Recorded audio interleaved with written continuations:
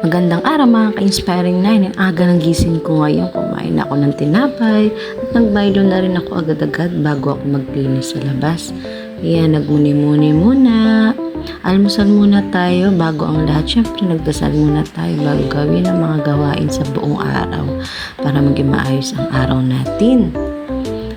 Walang stress, payapa lamang. Ayan. Bihira ko lang gawin ito magwalis-walis kasi sa umaga minsan late na ako nagigising kasabay ng kambal isakto.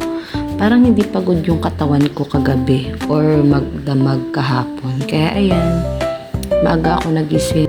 Ang sarap na nakakapagwalis paminsan-minsan, nakakapagpapawis na rin, para exercise mo na rin. Kasi ba naman kilos ka ng kilos, balik-balik. Mamaya ang pawis ko na naman yan, dito na naman sa loob ng bahay dahil tapos na tayo sa labas. Maya-maya gigising na rin sila bunso at ate.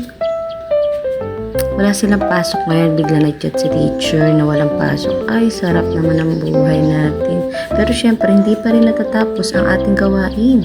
Bilang nanay, marami pa rin tayong gagawin. Sarap pakinggan ng huni ng mga ibon, diba? Yeah, tulog pa si Kambal. Ayun lamang po, salamat!